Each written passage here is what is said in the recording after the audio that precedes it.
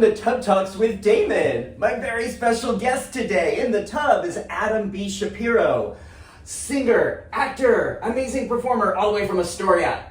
Which is actually a long way for those who are not in the area. Yes, It's I'm a kind of a queen. bit of a trick. I'm a queen from Queens.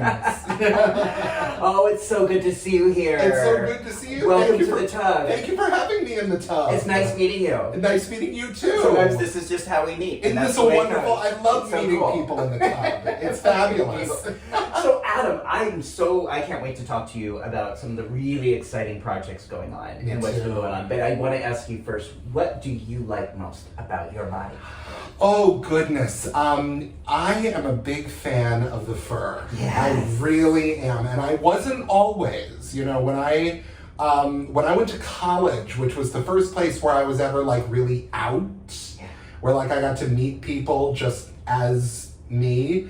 That was very much not the style, not the preferred style, and I'm walking around feeling like a Sasquatch and all these, all these skinny, smooth boys who would absolutely grow hair as they got older.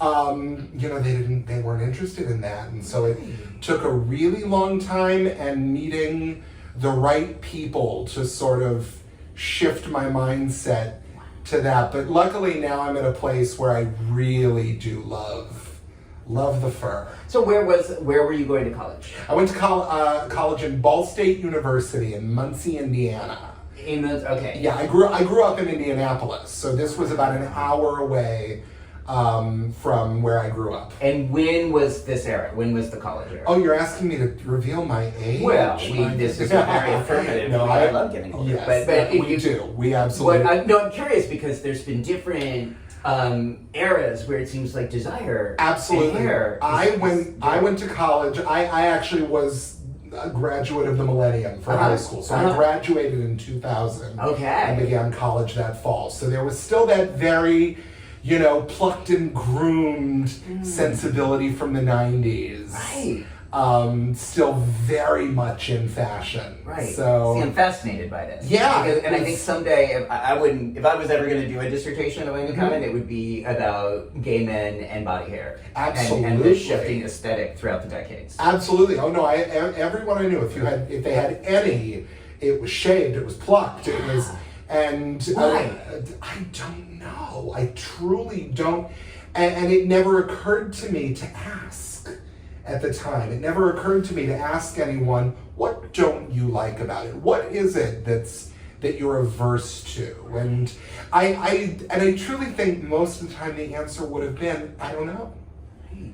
Because so often will ask, I'll talk to someone, I'll ask a question, I'll say, okay, you claim to not like this, but can you explain why? And the answer is almost always some variation of, I don't know, it's just not what I like. And I mean, I guess that's acceptable, sorta, but I'm the type of person that I like to say what I don't like. For instance, I hate mushrooms. Mm-hmm. And I can tell you why. I think the texture is just completely off-putting. They taste like mud.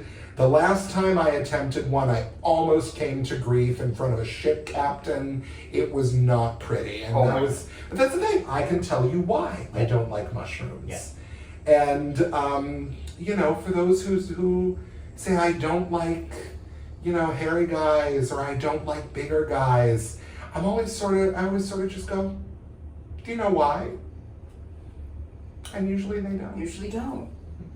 So for you, in the early 2000s, you were getting that attitude. Yes. People were not into hair, body hair, back hair. I was not. Okay. I was not treated as a sexual, person at all. Now, have you found other people with body hair attractive? Absolutely. Okay. Absolutely. I love everything. Wow. I love, and sometimes I had to experience certain things to like certain things. Sure. But we usually do. Exactly. Yeah. And that's the point. It's like trying a new food. Yeah. It's like making sure you try mushrooms before you Exactly. By the way, I hate mushrooms too. Oh. I wanted I wanted to propose that we rename monkey pots mushroom pots because I think mushrooms are just like scourge of the earth. But so many people Absolutely. like them, it didn't seem to be. I know, Yeah, and I don't like to yuck other people's exactly yums. right. I don't want to yuck other people's yums. Just don't serve. Then I me was calling it mushrooms. broccoli pots. Some people like I broccoli, like broccoli. so that wasn't exactly good. So I'm settling on Trump pots. I like that. That's where I'm going. That I like. Yeah. So the body hair aesthetic, did Mm-hmm. that start to change? Did you feel like that started to shift at a certain point? It really started to shift in, I would say, the early 2010s for me. You know, I went through college, and then I moved out to New York, and I got very, focused on career stuff, and really was ignoring, the person altogether. Now, it started with RuPaul, believe it or not, because I started watching Drag Race in season 1, and at the end of each episode, RuPaul says, if you can't love yourself, how the hell are you going to love someone else? Yeah. Cliche, okay, but it gets in there a little bit, and when you hear it over and over again, and I realized that I was just looking at everything bass-ackwards, really looking for validation from other people when I really wasn't practicing the self-love that I needed and that I deserve, that everyone deserves. And in so I guess it was 2012, I had a chance encounter at an open mic with a guy named Freddie Freeman, who's a singer-songwriter, and we met at this open mic, and I thought he was cute.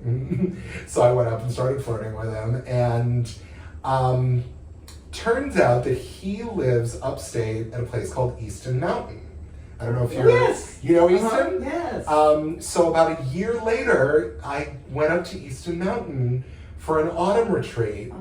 And I'd never done anything like this. I did a guided meditation for the first time. I did all this stuff that had nothing whatsoever to do with show business or performing.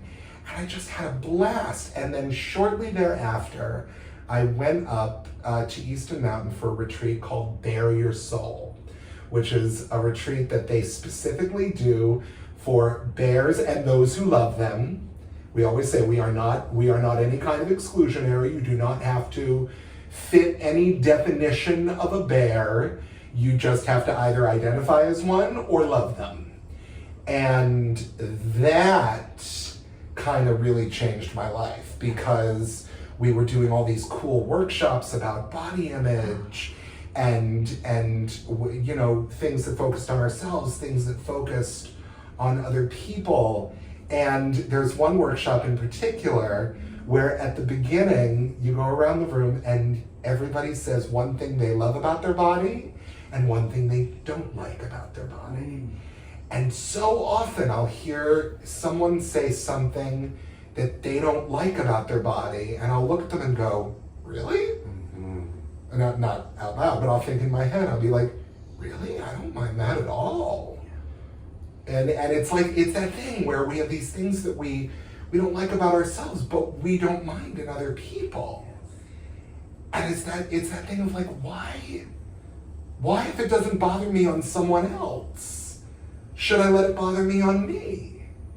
And that has really gone a long way in helping me not only accept myself and my body, but really love my body. Now we all have spots that we're like, if I could just tweak that a little bit, but in the grand scheme, I'm not noticing those as much anymore. That's beautiful. It's wonderful, and we've been doing Bare Your Soul now they've been doing it for almost 10 years. I've been doing it for 9, and I've sort of moved up into a leadership position.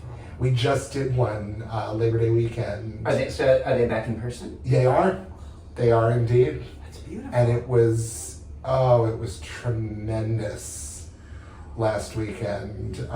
Great energy, lots of old friends, lots of new friends.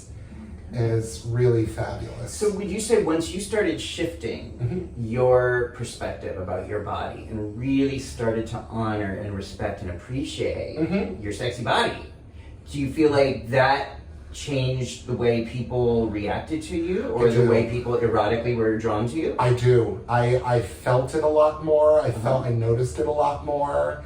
I'm still not the best at noticing when people are hitting on me, but that's just because I'm, oblivious sometimes.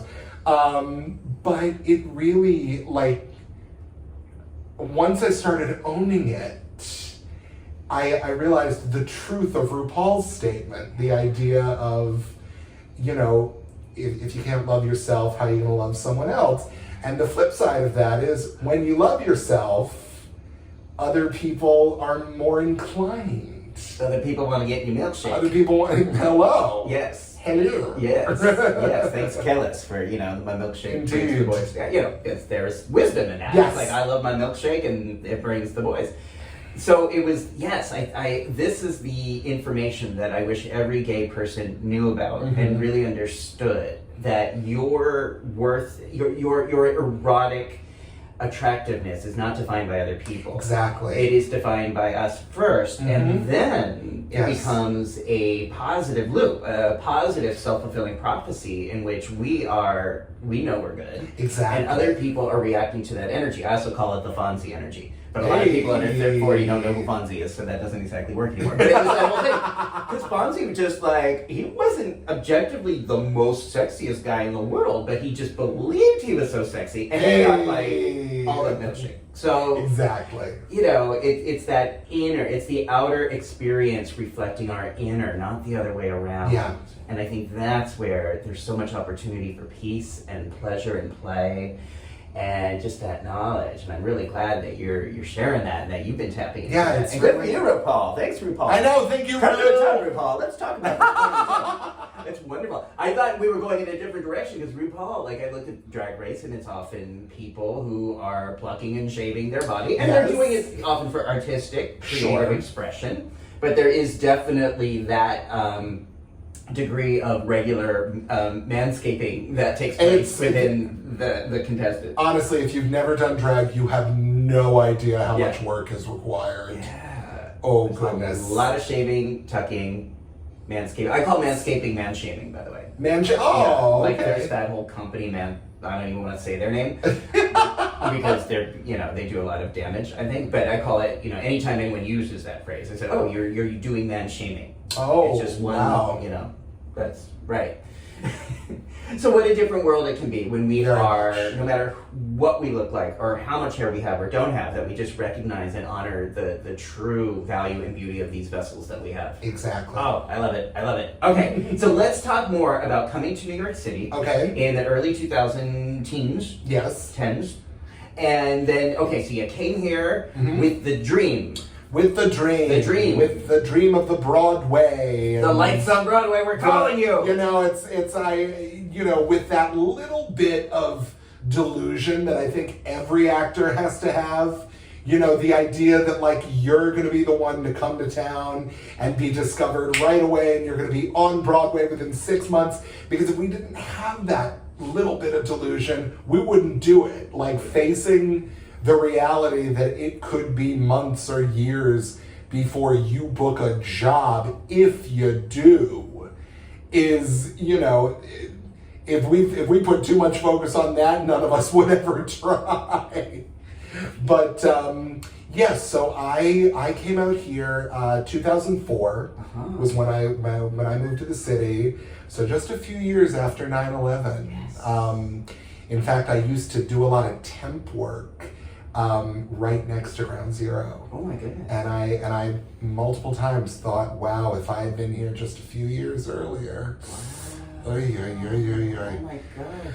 But, so I moved to town, and I was this tall, hairy 22-year-old who was just so wrong for everything my own age. Why?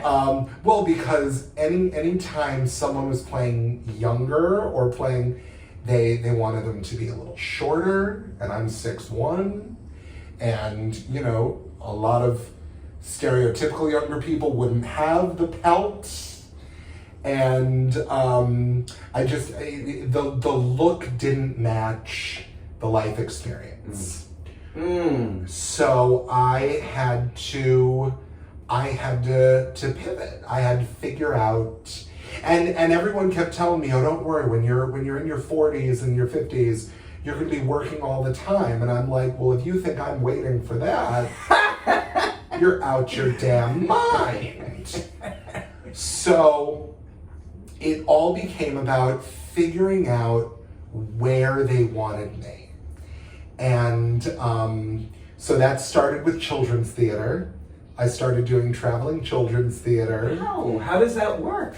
So it's a group of usually between 6 and 8 people. You have 5 or 6 actors and a stage manager, usually.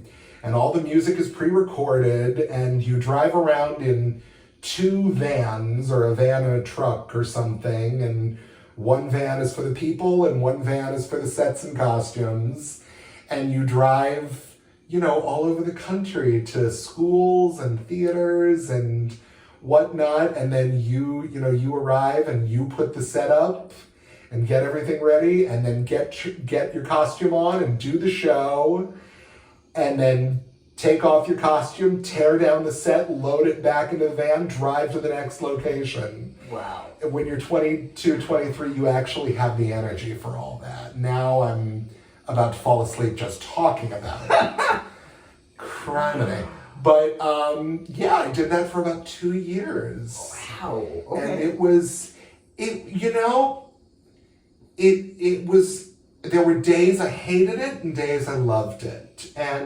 But what I kept reminding myself is, you're introducing kids to theater. And I remember being a kid, and sometimes people would come in and do shows for us, and I loved it. And I'm like, for all you know, there was another little Adam somewhere in one of those audiences who's now going to try to do theater, because he saw you. And I was like, it was sort of paying it back a little bit. And I really loved that. I did a stint on a cruise ship, which was... Meaning, what does that entail? I was a performer on a cruise ship. So like one of the dancers or actors? Or... I was one of the singers. I did some dancing on the ship. In fact, more than I anticipated, because I was hired as sort of a singer-comedian, and apparently the last guy they had hired just couldn't dance at all. I've had dance training, and I let that slip to the director on one of the first days of rehearsal, and me and my big mouth, because then what would have just been a little doot-doot-doot-doot became a tap solo. And when I was doing it, every other night, I'm just, huffing and puffing and going, me and my big mouth. But it was this like a straight cruise or a family cruise or gay cruise? Not a gay cruise. This was, I won't say the company name, but we did, for the first half of my contract, very long cruises. We did 30-day cruises. Whoa. You know who takes 30-day cruises? Retired older adults? Yes. Okay.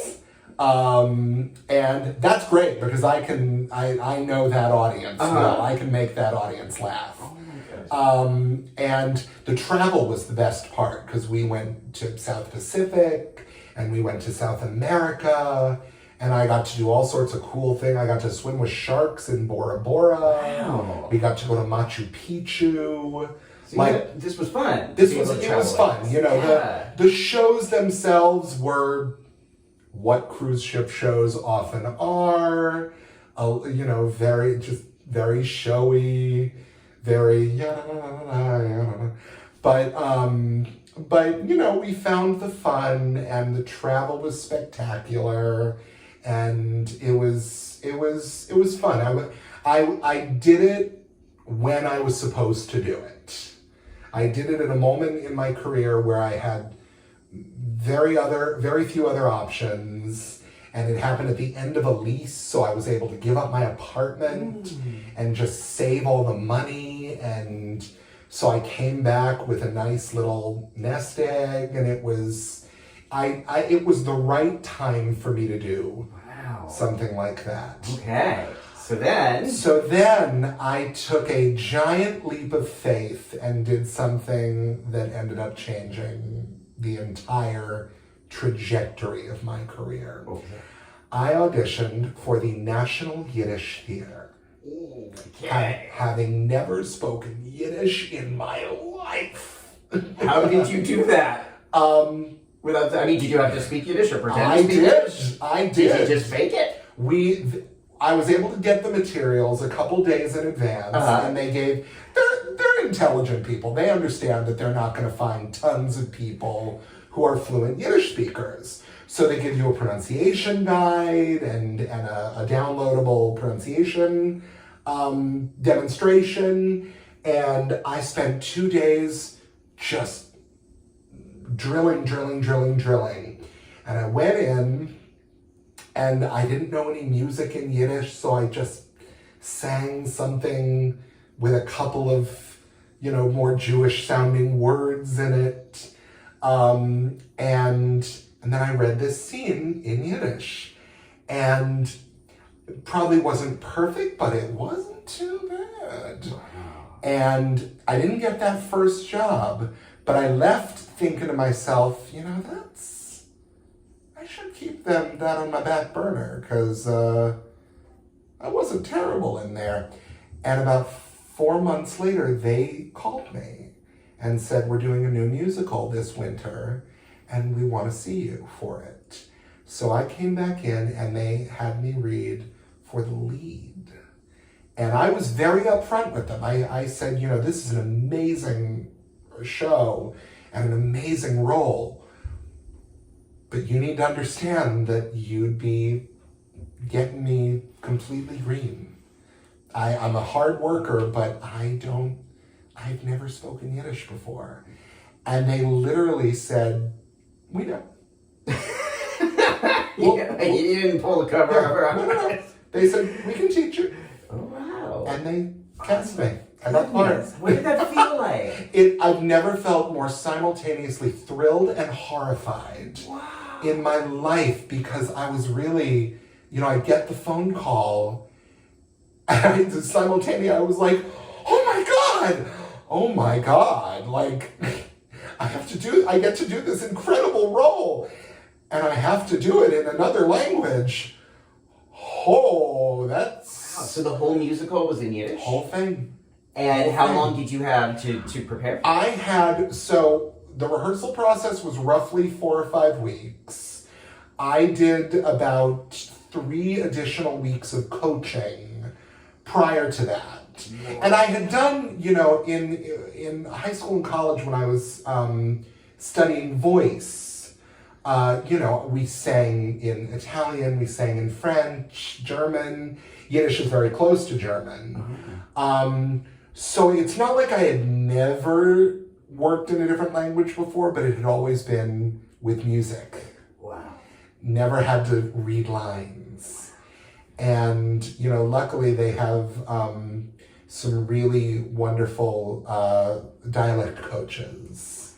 And pretty much if I wasn't needed in the rehearsal room, I was off in another room with Muttel Didner, my dialect coach, drilling, getting things on tape. This was the days before smartphones, so I had one of those little mini cassette recorders. It just makes me feel hopelessly dated, but, where you had to rewind it and listen back, and then rewind it and listen back. And then I would go home and just drill until it didn't make sense anymore, and then I would go to bed. And then in the morning, I'd be on the train going into rehearsal with my script on my lap, and I'd be going through the lines, and I'd be like, da-da-da-da-da-da-da-da. No, that's wrong. No, that was right. Huh. And I realized it was sticking. Wow. It was sticking. Isn't that great when we realize our brains are actually still working? Wonderful. Wow. And I did it. I went on, and people thought I spoke Yiddish, and it was tremendous. And literally after that opening night, I had this feeling of, I can officially do anything now. And after that first show was such a success, I said, well, it'd be stupid to stop now. And I started doing I started doing more shows with them when there was a role for me, And I had done 4 shows completely in Yiddish, plus concerts and readings. It was. And I'm assuming they're paying you. This is all did you still professional. have to do other jobs, or was this enough Sometimes. that you could get by on? When there was work, it was enough to get by. It wasn't always consistent. Wow. Employment, but no, they very professional. Wow. And so then, the wonderful poetic, I won't say end, but the beautiful part of the journey was that then in 2017, in late 2017, they announced that they were doing Fiddler on the Roof in Yiddish in summer of 2018, and I said, oh, come hell or high water, I'm going to be in that show. And then they kept announcing all this other things, like it's going to be directed by Joel Grey. And when you say they were doing it, who was the National Yiddish Theater. Okay, they would my company, wow. my family. Your family, so Joel Grey. my mishpacha. So this was a really major, high profile. They were going for a big one, yes. And I did what an actor should never ever do, and I put all my eggs in one basket. And I did get in the show. I mean, were there really a lot of actors that were qualified and prepared to do this? Well, again, the National Yiddish Theater is aware that they're not going to find tons of people, particularly younger actors, who are fluent in Yiddish, but they have a very good ear. They're very good at figuring out who has the ear and the ability to pick it up. And so even though I certainly had a leg up in the sense that I had worked in Yiddish several times, there was no guarantee if Joel, decided he liked someone better. But blessedly, it worked out, and we opened in the summer of 2018, and this show that was supposed to run for 2 months, and I was ready to be looking for a new job by Rosh Hashanah that year. And then it kept extending, and then we moved uptown, and we started winning awards, and we recorded our cast album. And of course, every time we extended, we got a raise. And by the time, by the time we ended, we had been running for 18 months. Oh, And it was 18 months of doing this show. In 2 different theaters. Was this like 8 performances a week? 8 performances a week. Yep. And you're in this lead position. It was incredible. Did you, I mean, were there times you needed time off, or did you do, how sure. Many of the What, performances did you do? I did, so we ran for 6 months at the Museum of Jewish Heritage, and I was in every one of those performances. Then we moved. You did not miss a performance. I did not miss a performance. Dang. I had perfect attendance. That's amazing. Then we moved uptown to Stage 42. Uh-huh. And then, by this time we were able to request vacation time if need be. So I would say altogether I missed maybe between 2 and 3 weeks of shows out of a year. That's amazing. And that includes sick days. Yeah. So Wow. So how, when you are on a track like that, Mm-hmm. when you're doing 8 performances a week and you are the lead. Well, I wasn't the lead. I understudied. Understudied. The lead. Okay. Yes, I played the rabbi. Okay. And then I understudied. Okay. Debbie So Messing. you were on stage. You Yes. were delivering. Yes. How do you maintain? Like, how do you do self-care? How do you take care of yourself when you are running at such a high pace? For me, number one, I don't drink. Uh-huh. I will, when I'm not doing a show, I'll indulge in a cocktail here and there. But when I'm like actively rehearsing or performing a show, I do not drink. It's just not good for the voice. Mm. And I would. The unfortunate truth is that you really kind of have to live like a monk or a nun a little I bit. mean, do you get any social life or time to hang out with friends? It's hard because, between, performances, understudy rehearsals, there's not a lot of time. And then when you get your day off, all you want to do is sleep and then a little bit of time to do laundry. But it's, you do what you can. You try to plan in advance. It's hard if someone's like, hey, what are you doing today? And I'm like, hey, nothing. And that's how it's staying. Right. But it's all about budgeting energy. Making sure you go to sleep. Pretty much every night after the show, I would just come home and pass out. And it's a strenuous.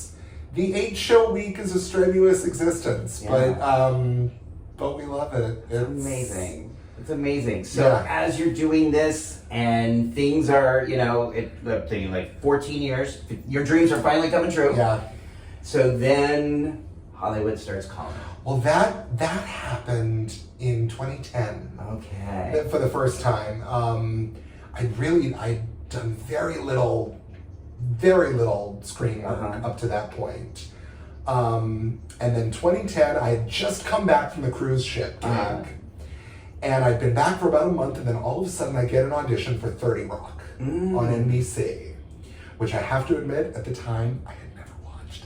But I knew who Tina Fey was, and I knew who Tracy Morgan and Alec Baldwin and Jane Krakowski. So I was like, I knew this is a real show.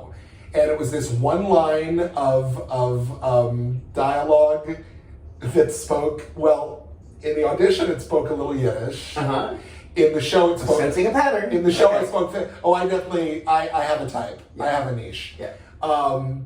But by the time we did the show, they had replaced it with fake Yiddish words. It was very funny.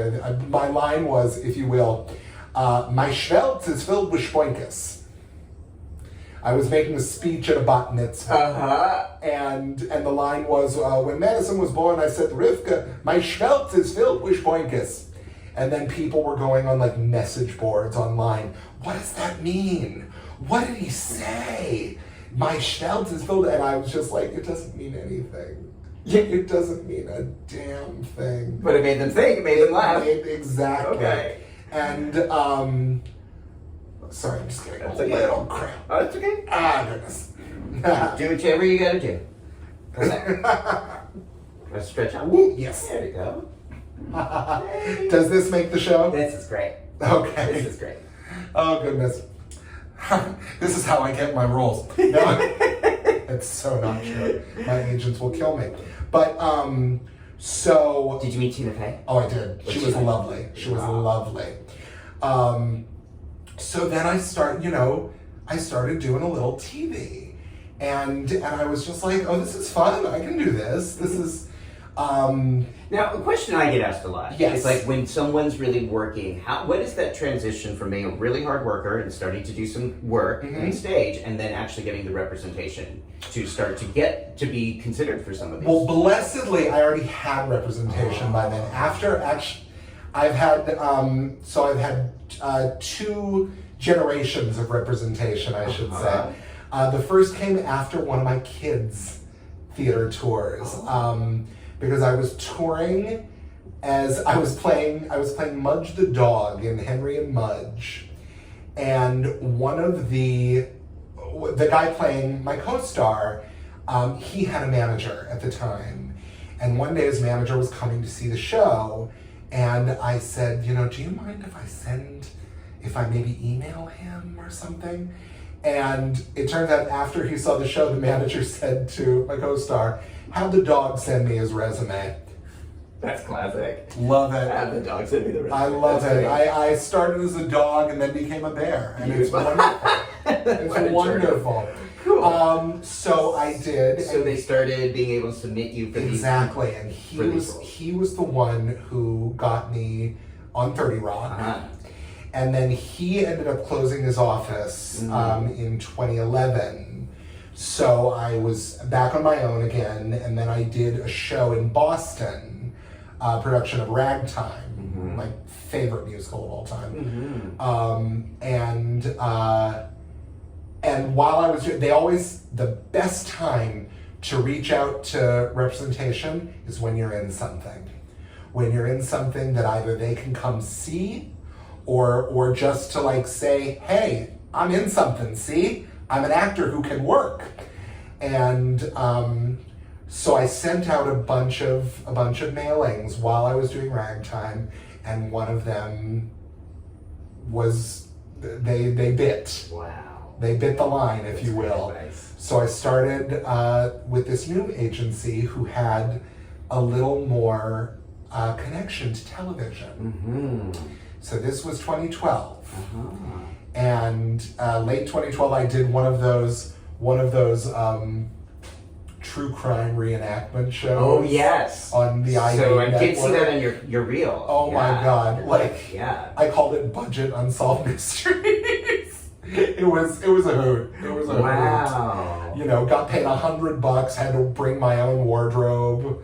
Wow. This is paying your dues. Wow. But then, about 4 or 5 months after that, I get an email from them.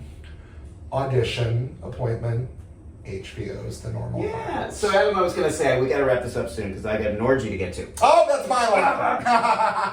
Sorry, I had to do it because I love that line. Okay, so HBO comes calling. They're casting The Normal Heart. Talk to me about what that was like. When I saw that so first of all, I had read the play. I had never seen the play. Because by the time they were reviving it on Broadway and I sort of found out what it was, you couldn't get a ticket. It was sold out. So when I found out that they were doing a movie on HBO, my first thought was, oh good, I'll finally get to see it. And then I get this email. Audition appointment, HBO's The Normal Heart. And I picked up the phone right away and called my manager. And I'm like, how did you get me in for this?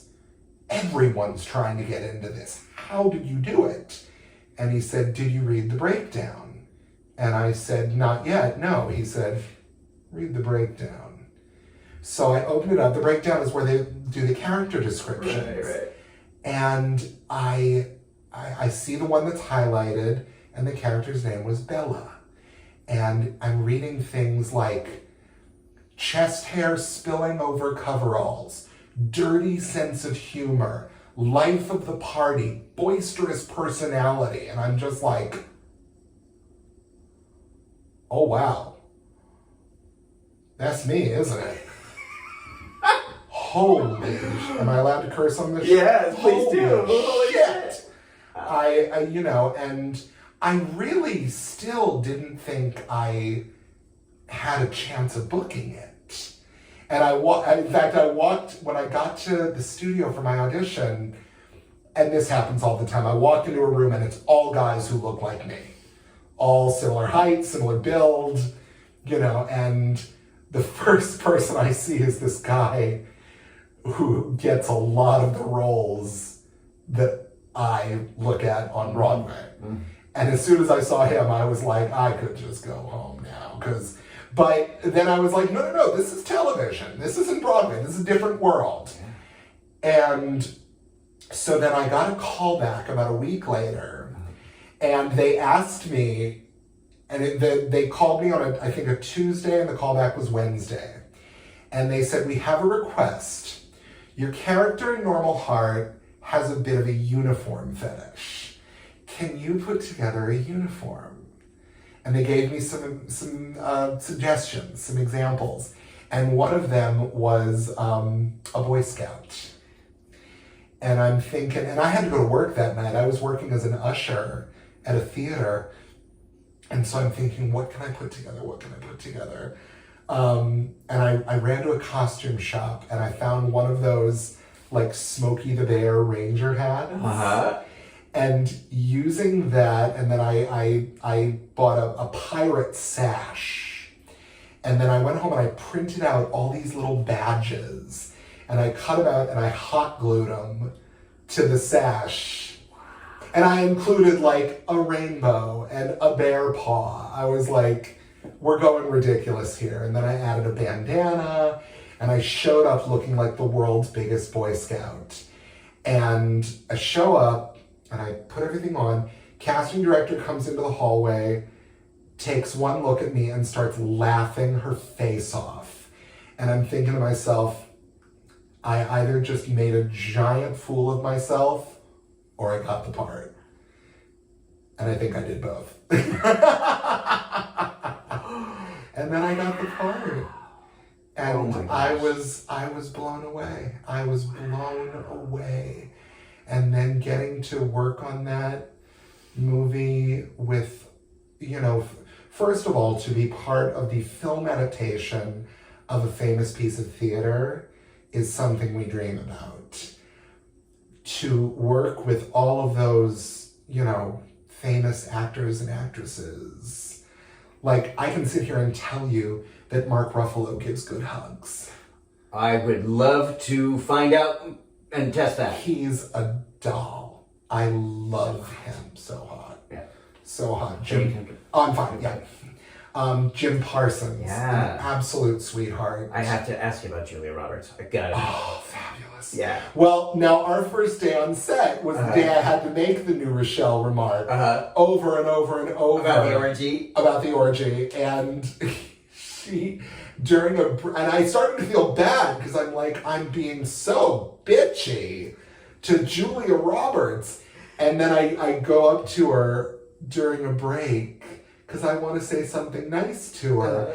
And she just sees me coming and goes, oh, don't even try to talk to me now. And even though I knew she was kidding, a little part of me couldn't help but think, oh my God, she hates me. Oh no. Julia Roberts hates me.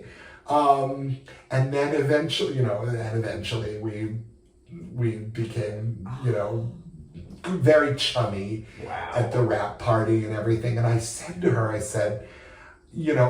really have to tell you how awkward it was for me to have to keep saying that to you. And she goes, awkward for you? I had a room full of men yelling at me all day. And I'm thinking to myself, that never even occurred to me. Because in my mind, I'm like, you're Julia Roberts, you're an Oscar winner, what do you care? Yeah. She's a human being. She's a human being. Yeah. So, speaking of very powerful women, yes, let's also talk about Debra Messing. Ah, Debra Messing. Great. So on her show, and I forgot Laura. The Mysteries of Laura. Mysteries of Laura. Okay. So there was a really fun episode of Mysteries of Laura that you were part of. I was. Where she is coming to a sex addict group to try to find information. And who was there? And who is leading the group? Talking about masturbating at work. So what was that like? That was so much to talk about masturbation in front of Debra Messing all day. And to have to be so serious about it. It's that really that really earnest, I've gone almost a week without pleasuring myself at work. And it was hilarious. So I was only on that set for one day. And, so I didn't get to know anybody particularly well, but Debra Messing was lovely to me, and I just couldn't stop staring at her hair. Mm-hmm. I mean, it is like rays of sunshine coming out of her head, and she came onto set, and it was still on rollers. And then after we rehearsed, and they were getting all the looks together to shoot the scene, her hairdresser comes and starts brushing it out, and I really had to stop myself from staring, because I'm just like, you're so pretty. You're so pretty. Wow. And the other role, you were on a show I love, The Marvelous Mrs. Maisel. Oh. Again, sort of the go-to rabbi cantor. Exactly. Yiddish guy. And there's a lot of... You need a Jew on television, call me. There you go. Did you get to meet Amy Sherman Palladino? Yes, I did. What is she like? Oh, she's lovely. I didn't get to talk to her a lot, because both times I was on that show, there were a lot of people in the scene. There was a lot going on. Huge temple scenes, particularly the second season. Yeah. But that was so much fun, because when I did it the first time, it was before anyone knew what the show was. Mm-hmm. It was season 1. I didn't even know if it was Maisel or Maisel or Maisel or... and then so I did the audition, and then I saw the pilot. Because they had been doing something where they made a bunch of pilots on Amazon, and then people could vote for which ones they wanted to see more of. So I can't remember if I watched the pilot, I believe, after I was hired, but before I shot the scene.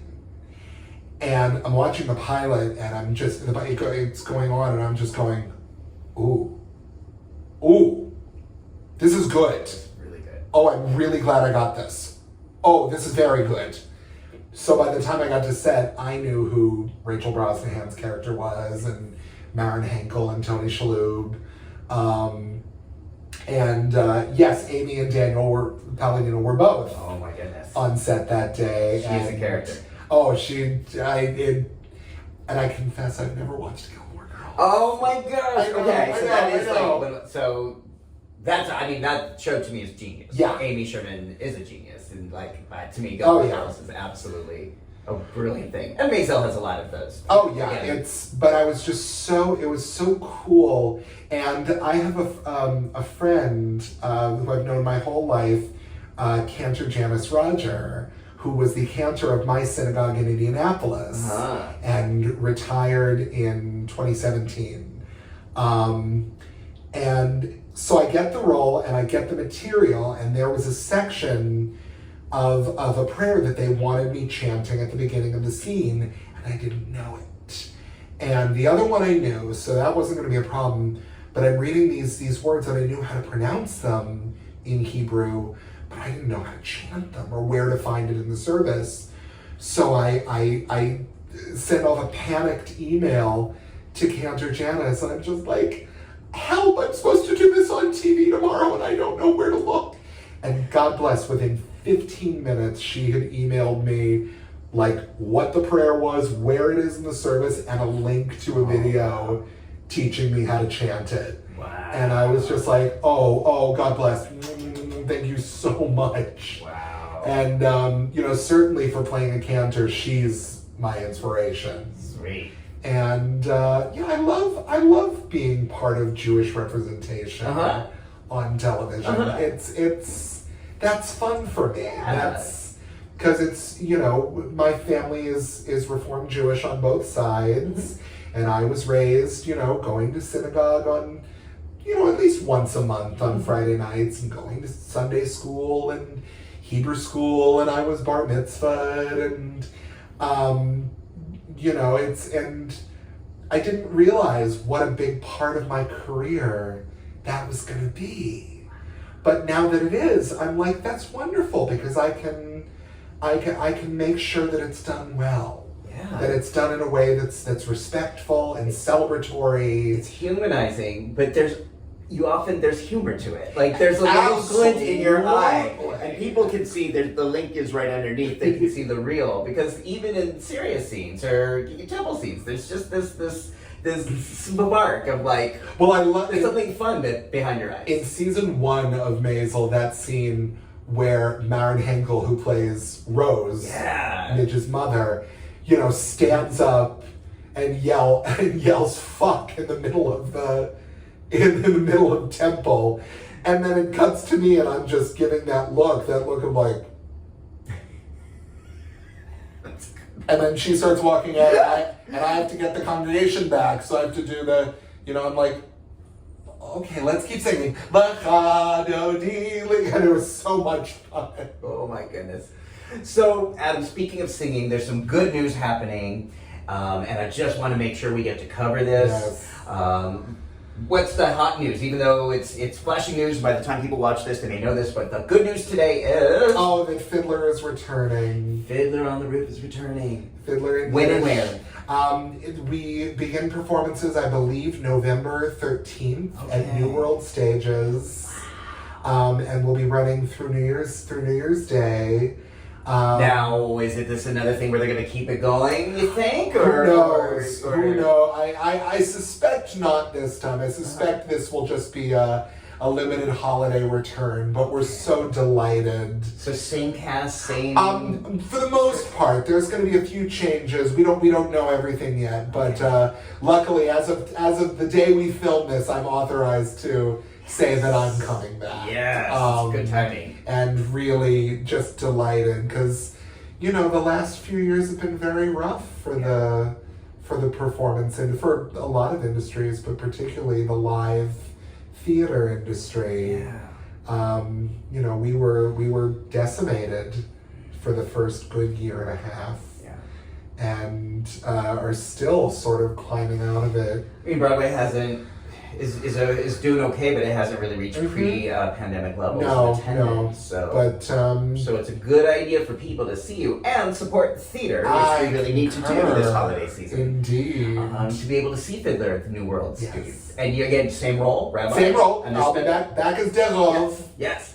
Now, if for some reason people can't see you or can't come to New York, then there's a whole nother way that they get to experience There you. is. So let's talk about the CD. Let's talk about the album. Oh, this was one of my, this was a project I started in 2019. I had been wanting to do an album for so many years and I couldn't figure out what I wanted to do.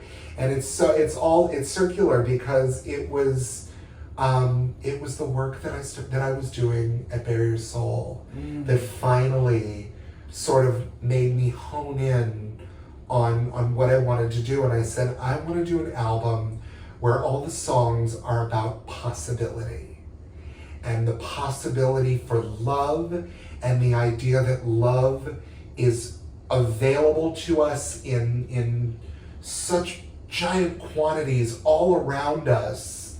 But the important part of it, as is the title of the album, is that you have to be able to let love in. Let love in. And we're not talking about orgies here. No, we're no, not. no. We're saying we can't do that at orgies. No, only we're talking about in general. Especially in New Rochelle. But learning how to receive love is just as important as learning how to love. Wow.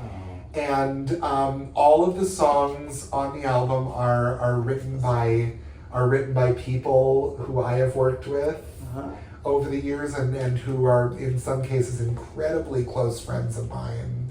It was a collaboration of love because all of the songwriters are friends of mine. My dear friend Jay designed my album cover, Jay Freeman, and that picture was taken by my mother. That is so beautiful. I loved it. My mom dabbles Your mom taking album cover pictures. My mom dabbles in photography, oh my goodness. And it was my first time being able to see them after the COVID vaccinations came out, and I was like, "Hey, Mom, can we just go into the backyard and take a few pictures?" And she said, "Okay, I don't know if you'll be able to use any of them." And then I saw them, and I'm like, "Mom, yes, we can absolutely use these." So it's wonderful, and we released it almost exactly a year ago, and I'm very proud of it. And it's available on all streaming platforms, so iTunes, Apple Music, Amazon, Spotify, you name it, and you can can hear it. Wow. So when people hear this, they're going to hear songs about love, about celebrating life, about loving your body, honoring the spirit, and not just, and that's the important thing. It's not just romantic love. Right. It's the idea that love takes so many forms, and yes, romantic love is part of it. But the love of friends, love of family, love of language, love of art, love of love of yourself. It's really it's a healing. It's supposed to be a healing a healing entity, and I'm really when it finally came together, and luckily I was able to continue working on this with recording artist development and Phil Carroll, my producer, during quarantine. It was one of the projects I was able to continue working on. So you were recording these during the 2020 lockdown. Mm-hmm. Oh. Yeah, and it was really, we finished them by fall of 2020, and then it was just a question of figuring out what the most opportune time to release it was, and that was, I actually released it at Bare Your Soul 2021. Oh wow! So it's all circular. It's all circular. Okay. So people want to purchase this. You said they can buy it at any platform. Any digital platform. And people want to follow you, see your work, see what you're doing, find out more about Fiddler. The best way for them to do that is AdamBShapiro.com. So that'll be right. If you're watching this on YouTube, that's right underneath. Right Adam underneath B. Don't forget the B. Yes. B for bear. B for beautiful. Oh, very sweet. My slogan is, if there's no B, then it's not me. And what was the normal heart? The boisterous? Did they want you to be boisterous? Oh, boisterous, Bella, Bear. So many B's. And so many B's. Yes. I am that B. Yeah. I am 100% that B. Oh, Adam, so one last question. Yes. If you could go back to 2004 and talk to that boy coming to New York City with lights of Broadway and dreams of performing, and give that guy a piece of advice, what would you say to him? Enjoy the journey. We get so focused on the destination that it's sometimes we don't notice what's happening around us on the way. So I would say, trust the journey and enjoy the journey. It's not going to look like what you thought it would, but it's going to be great. I love that. I love that. Oh, that's so beautiful. All right, everybody. Follow Adam. Go to the website. And if you like this show, share it with someone you know. Yes. We're continuing in the bathtub. This is the second season now, and we're going to be talking even more about body positivity and love and spiritual health and sexual health and all the things that are going to get us through some very turbulent times. Yep. And so subscribe down below and watch older episodes of Tub Talks that'll also be linked at the bottom to see more. All right, baby. Thank you so much. Thank you so much for having me. Have a great afternoon, everyone. Bye.